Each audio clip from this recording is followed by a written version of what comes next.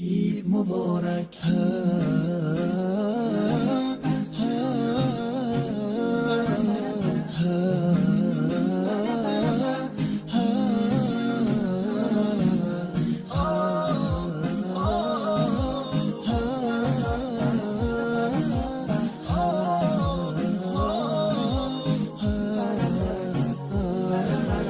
هدیه رب تبارک بر شما، عید فطر آمد مبارک بر شما. مظهر توحید و ایمان آمده، مؤمنان را عید مهمان آمده. یک ندا آید برای مؤمنان، مژده بخشش ز سوی آسمان. روزداران آمده عید سعید، آن که باشد بر دل مؤمن نوید. روز ایثار است و روز تهنیت، روز تبریک است و روز تسلیت.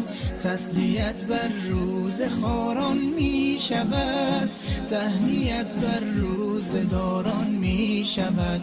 عید فطر آغاز فصل بندگی است، تا بشه فضل خدا بر زندگی است. ای که هستی طالب احسان رب، باز آ در وادی رضوان رب، باز آ در وادی رضوان رب. عید مبارک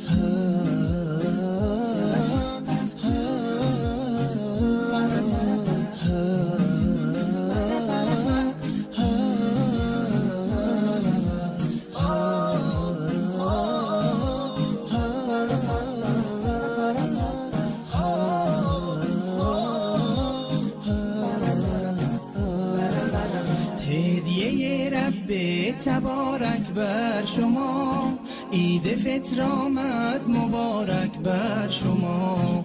مظهر توحید و ایمان آمده، مؤمنان را عید مهمان آمده.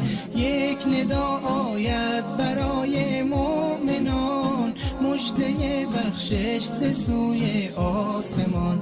روزداران آمده عید سعید، آن که باشد بر دل مؤمن نوید. روز ایثار است و روز تهنیت، روز تبریک است و روز تسلیت. تسلیت بر روز خاران می شود، تهنیت بر روز داران